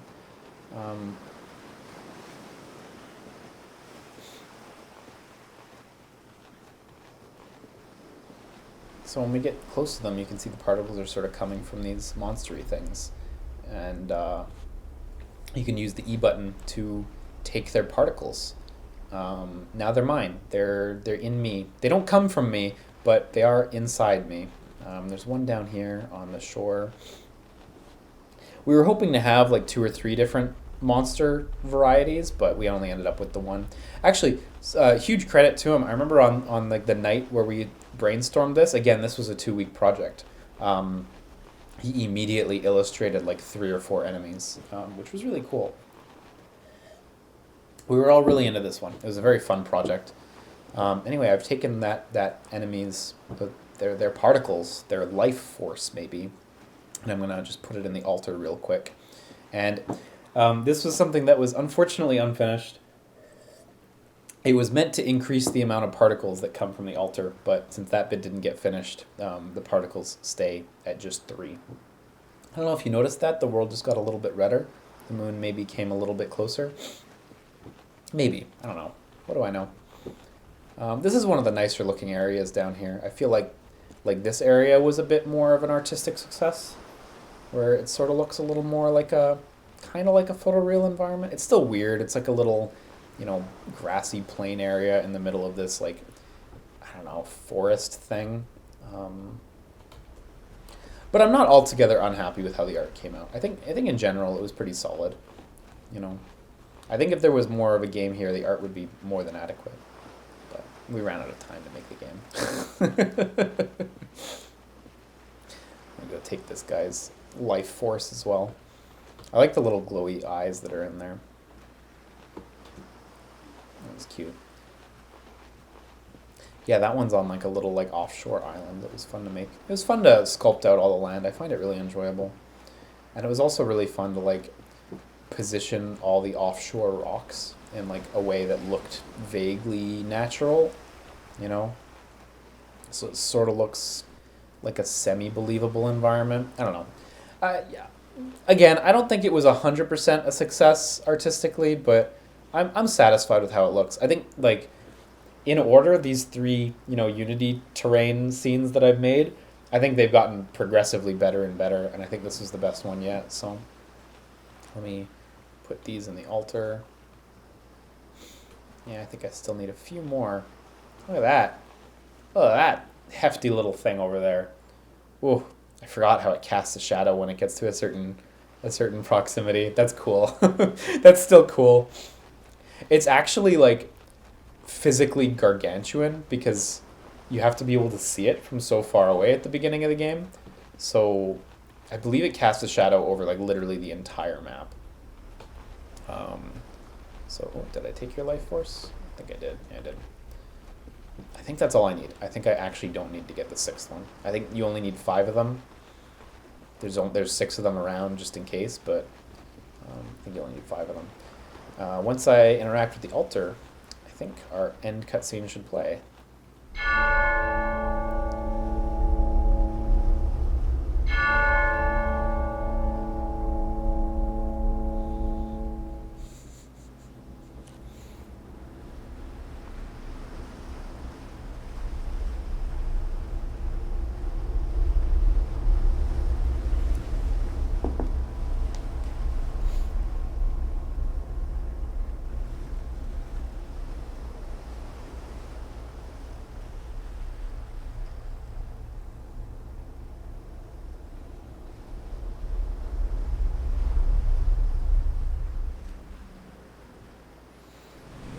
And then it loops around from the first cutscene again.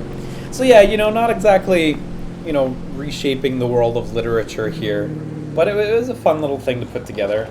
I think from the beginning we knew we wanted to have these little opening and ending, like, sort of tone setters, kind of. And I think they do their job. I think they do a fair job at it. It was fun to do the moon. The whole moon thing was fun to do. It was an idea that from the very beginning I think resonated with all 3 of us. It's a fun visual, getting the moon to come down like that, and I think it's relatively successful because I think that the moon's very like unsuspecting at first. Like it just sort of looks like it's just part of the skybox, And I've seen people play it and not pay attention really, and it's really easy to miss that the moon's actually moving. Yeah, the moon was successful and it was fun. It's got a goofy mouth on the front. I've got pictures of it here actually. Oops. Come on. I don't actually, I didn't actually need to make that bigger, but it's got a sort of a goofy mouth. Oh yeah, this was before the particle effects went in. Without the particle effects, like the red and orange sparkly bits, it was really hard to sort of make out the detail of the eye, and it didn't look right when it was just sort of a white eyeball with a black, like, it took a few iterations, and we only had 2 weeks to make it anyway, so The texture of the moon on the moon is a like NASA provided texture. So shout outs to spacemen. Um, yeah, and that's our moon. It's our little moon guy. I did actually textured the moon. I textured the the head squid, whatever this is. So the idea was that like the narrative idea was that like for some reason the moon is attracting living beings to this island, humans and otherwise, um, and we wanted to have these like sort of like fucked up creatures, sort of on the shore, or just like close, sort of on the island a little. The implication was like these were people or animals that had tried to get here, but they were so compelled that they just sort of like jumped in the water and just swam, and they got all fucked up en route. I don't mean fucked up like hurt. I mean fucked up like um, turned into these completely messed up monsters, I guess.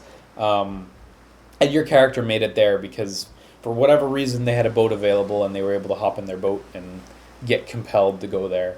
And you as a player, you play through that. And you take the life of others and you put it in this altar, and it summons the moon. It pulls the moon down. It helps the moon. I don't know. I guess the moon needed the life source of living beings to get there. You know, for a 2 week sprint little thing, I think we were all pretty satisfied with that as a narrative. Good enough, right?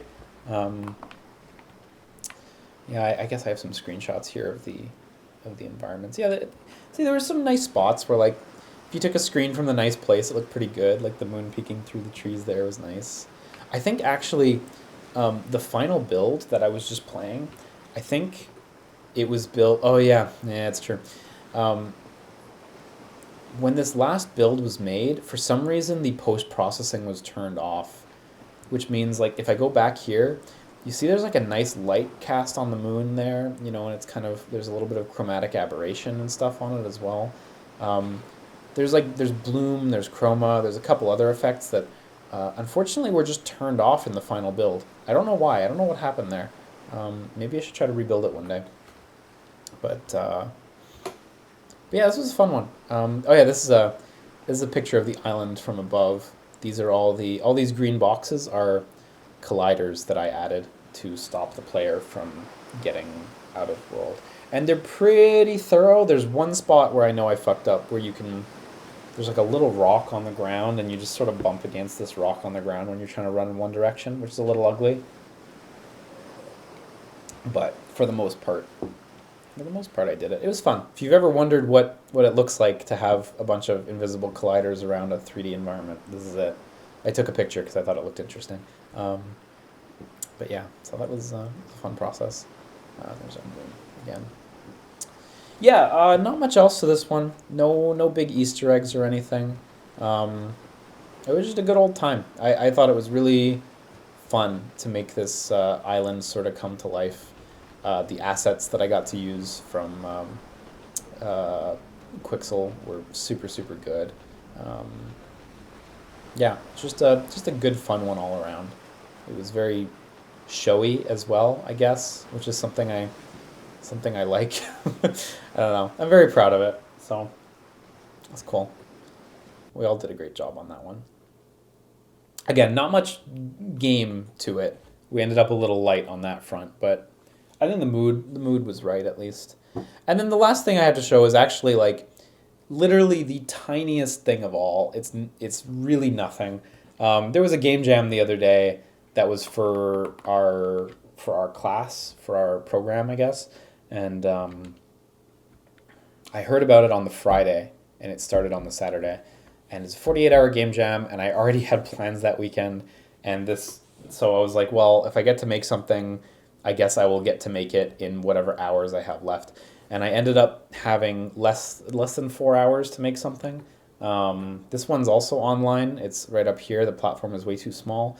It's available on Windows and Linux. This is the first time I tried to ship a build on a non-Windows platform. Let me know if this works. I'm not sure I have any downloads on the Linux version, so I don't actually know if this works.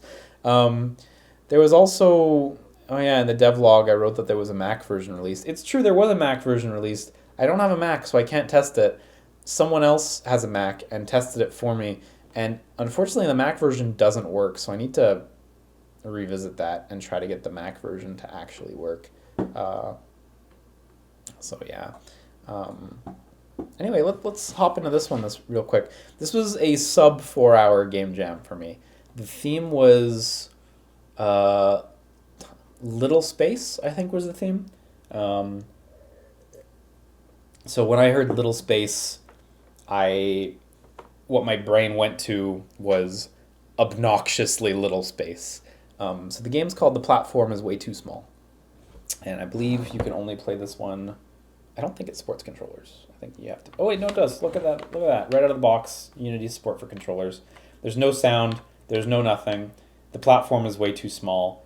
So you play as the blue orb, and you just have to avoid the pink orbs. There's really not much to it.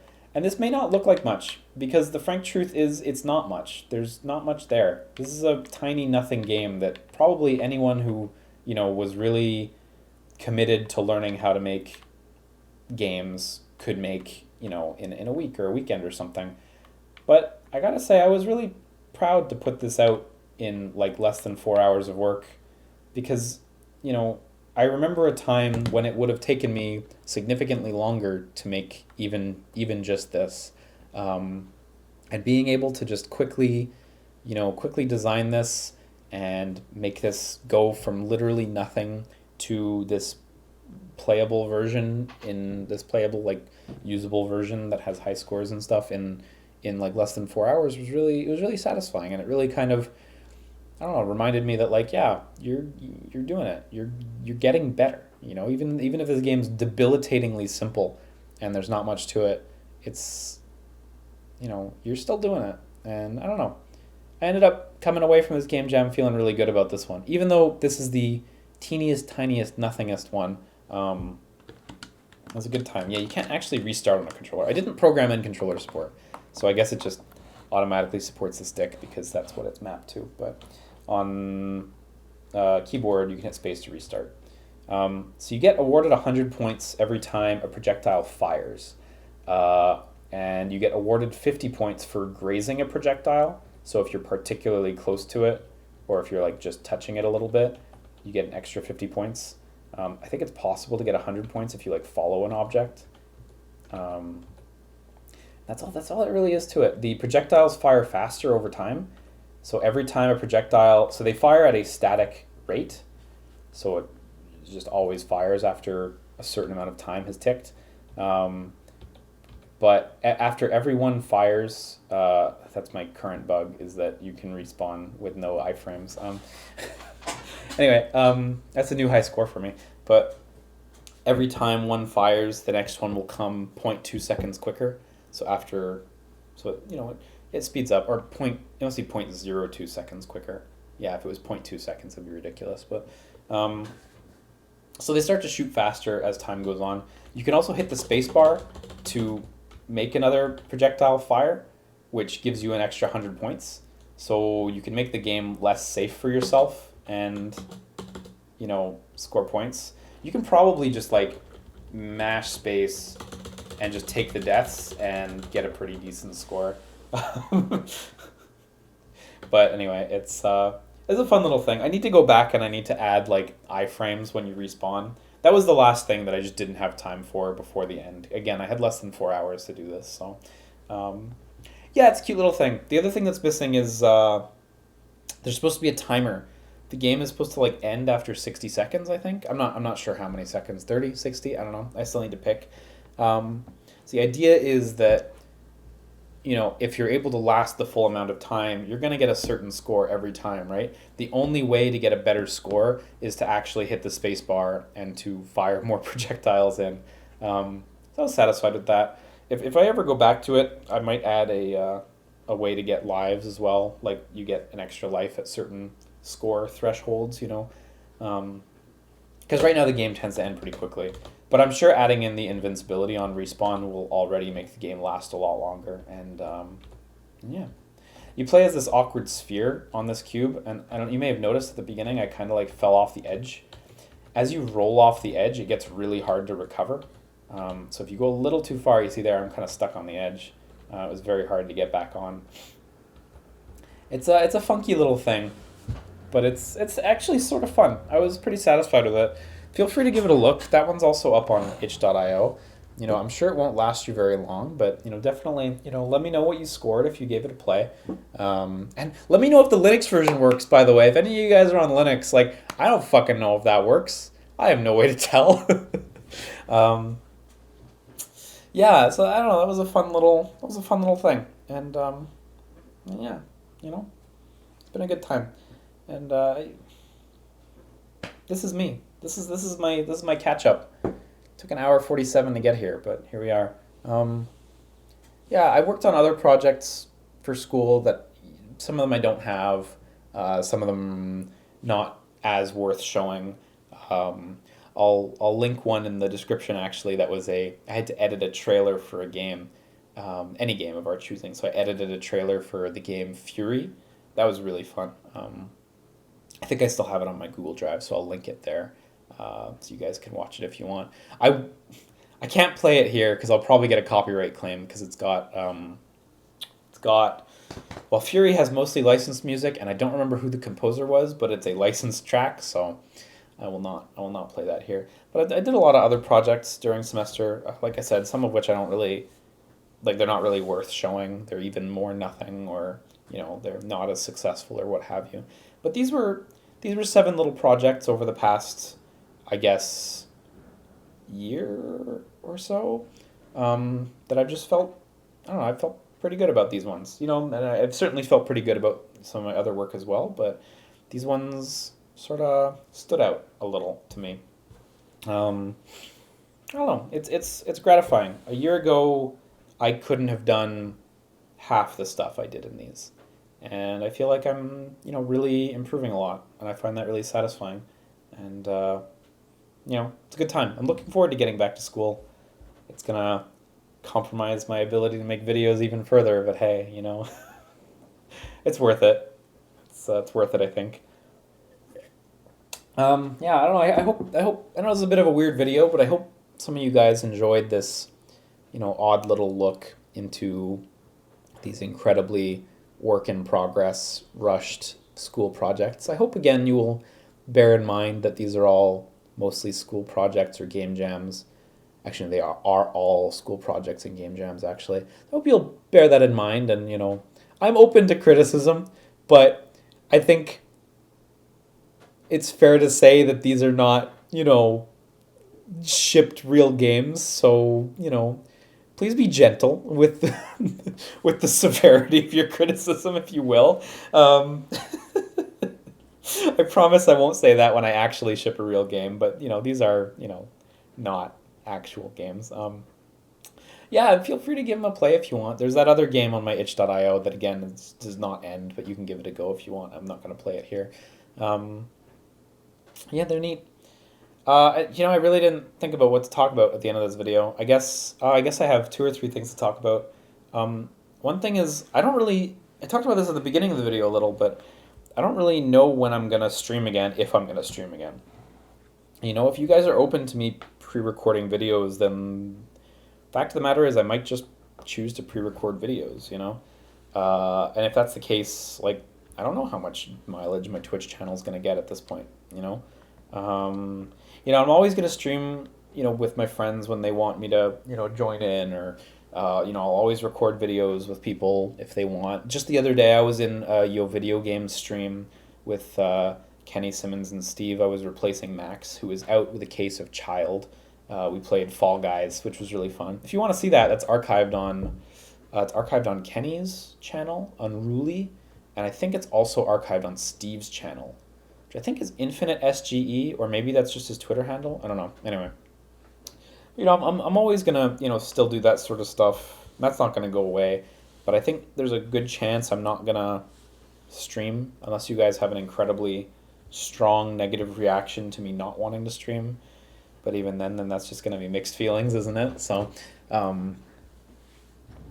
I guess just as a heads up, I am trying to exit Twitch's partner program because over the past 6 months, even though I've asked you guys on Twitter to not subscribe to me, some of you guys have belligerently told me stuff like, you can't stop me from subscribing to you. Which, to be clear, like I really deeply appreciate, and I want to let you guys know I'm not financially poorly off. Don't get me wrong, I'm not making good money, but my girlfriend who I live with has a good job that she dearly loves, and we're totally comfortable. You know, I supported her when she was going through university, and I mean, it was never like a hey, you owe me one, but you know, when I was thinking about going back to school, she was like, do it. You know, I'll support you through it, and you know, it'll be okay. Um, and she's right, and it's true. So if you know if you've been donating to me because you're worried about my finances or anything, you know, don't worry. Obviously, I'm not rolling in dough personally, but you know, it's I'm cool. I'll be alive. Hang on to that money until I ship a game. Then I will need you to buy stuff from me, right? But I just want to let you know I am trying to exit the Twitch partner program. I found out, unfortunately, because there's no information on this because nobody chooses to leave the partner program, you know, like you have to like record in a bathroom at E3, and even then you might not get kicked out of Twitch's partner program. It might take more than that. So you know, I'm trying to leave Twitch's partner program. I got information the other day. Apparently my contract ends I think in February of 2021, so I actually can't exit until then, but as of then I should be out. So there's nothing I can do about it. Subscriptions are going to remain open until then. There's no way to actually turn them off. So I want to let you guys know, like, please, you really don't have to subscribe. And if you are subscribing for concern out of my finances, you know, really don't worry about it. I'm good, actually. If you're subscribing for another reason, you know, you just want to support me, even despite that, you're happy to. Maybe you've tried the stuff I put out on itch.io, or you know, maybe you just like my tweets. I really appreciate it, and I'm not gonna say no. I'm gonna say thank you. That's really nice of you. On the flip side of this, if I've talked about this on Twitter, but if you feel unsatisfied by, you know, your subscriptions over the past few months, if you just realize now, like, oh shit, I've been subbed to him for 6 months and I forgot, and he hasn't been uploading videos. You know, if you feel dissatisfied by that, or if for some reason you need the money or something, you know, hit me on Twitter, message me somewhere, and we can work it out. I can try to reimburse you for it. Bear in mind, I can see who's been subbing for how long, so don't try to pull a fast one on me. It will not work. You'll just look like a doofus. But, you know, if you're not satisfied, or you haven't been satisfied, or, you know, you just want the money back for that 6 month period, I'm not going to go, you know, back to when I was actually streaming. You know, hit me up and we'll figure something out, and shouldn't be a problem. So, you know, I don't want anyone to feel unsatisfied by that. It's really not my intent. I would turn off donations if I could. So, yeah, anyway. Granted, if you've still got Twitch Prime, feel free to hit that button, because whatever, you're paying for Twitch Prime anyway. So to flip this over one last time off of don't pay me for things, I'm gonna flip it real quick onto please actually do pay me for things. Let me just open this up real quick.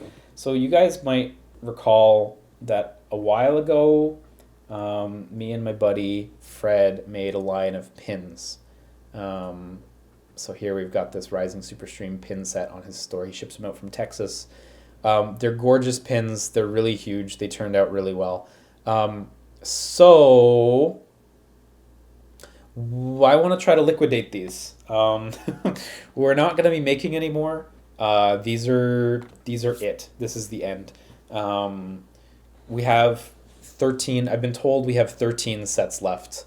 So if you want one of these, grab one now. We're not going to make them again, and we want to try to sell the rest of them right now. I think, you know, as a person, even if I'm going to keep making videos infrequently, I want to, you know, move on to making games in the future, and so I want to try to, you know, sort of move on from this a little bit. So, you know, if you, you know, If you cherish the memories of the Rising Superstream and you want to own a little part of that, this is actually your last chance. There's 13 sets left. I've been told that there are a few like odd individual pins, and he told me after we sell all the sets we can see how many individuals are left. But he says there's like less than 10 individuals left. So right now the only thing that's on sale is the full set. Give it a look if you want. If you want to support me or my buddy Fred, who is also great, and he makes Love and Kuso and Polstario, which you can find on most platforms, including the Switch. Um, if you want to support me and you want to support him, or just one or the other, give these a swing. They are actually really nice, and this is actually going to be the last of them forever. So, yeah, that's my hard shill for the day. Is please help me sell the rest of these pins. There's only 13 sets left. Yeah, if they don't sell, they're gonna get mailed back to me, and then I'm just gonna have them in a box forever. So, last chance for real. Yeah, I think that's about where I'm gonna wrap up this video. I feel weird not having a stream chat to read questions off of, but like I said, feel free to post questions or comments in the YouTube comments, and let me know how you feel about the whole opting to not stream, possibly slash probably, and about this whole pre-recording videos. This video, for whatever reason, I ended up recording it with the webcam background in. I think I would change it back to how it normally is, where it's like transparent behind me. But otherwise, they would be more or less the same as the stream videos, I guess. Although I could edit them. I don't know. Kind of up to you guys. I don't really mind doing either one. Editing's easy. Editing that kind of video is easy anyway. But yeah, so I should have 2 videos coming relatively shortly after this one. One of them for One Piece World Seeker, and the other one for Death End Request 2, and a Compile Heart game. I know you guys may think I've sworn off of Compile Heart games, but there's a few reasons that I've been really interested in this one. And so, it's actually a funny story. I've been putting off doing this for a week, maybe a little more than a week. And so I was like, man, how the fuck am I going to get myself to just sit down and do it and not spend my time working on learning game development stuff, which is a lot of what I do in my spare time, actually. And that game showed up in my email inbox. It was like, hey, review keys are available. And I was like, that's the fucking answer. If I get a review key for a game I'm kind of looking forward to, and then it has a date by which I have to make a video, guess what? Gonna have to record. So I got that. I got that review key for Death End Request 2, and I have to get a video up by the end of the week. So that's the thing. That's the thing that's getting me back into this, forcing myself through aggressive methods. Anyway, those 2 videos should be coming up relatively soon. I know they're odd picks, but I wanted to do some easy stuff to kind of get back into the groove before I throw myself right into fighting Shion and Master Xehanort at extreme levels of difficulty. I definitely need to play that game a little bit to remind myself what the buttons do. So anyway, I think that's it for today, guys. If you tuned into this whole video, thank you. I really appreciate it. I, again, hope you found it interesting. It's a very different video, and I do think it's a bit of a unique video too. So I didn't even put the video up. I already feel pretty satisfied by it. Yeah, I hope you guys do well. I'm doing well, and it was hard to make these choices that have led me to where I am today. For a variety of reasons, I've spent so many years doing, video content production as my job, and there are so many people who look forward to the videos that I put out that it's hard to pull away from it. It's hard to make decisions like this, but I think at the end of the day, even though some people may not be happy about it, I'm really glad I've done it, because I feel like I'm a happier person. I feel more fulfilled with what I'm doing in life. Yeah, I just feel good. And I hope if there's any of you guys out there who feel like you're having a rough time, if you have the means to make a tough decision to, change how your life is going because you think it might make you happier, I encourage you to give it a think and maybe give it a go. Because, I thought I was a real happy guy. I think I always have been. But I didn't realize I could be a happier guy. And it's a nice feeling. Anyway, I'm off for real. So, what was my sign off? How do I say that? Take care, everybody. Take care. No, how do I say it? Good night. I forget how my sign off goes. I said it on Kenny's stream the other night too. My Rising SUPERSTREAM sign off. Sleep tight. Take care. No. This is so awkward. That's it for me. I'm sorry, guys. I can't do it. I absolutely can't remember how it goes. Take care. Sleep tight. Bye-bye. That's it. That's it. That's perfect. No more takes. That's it. Farewell.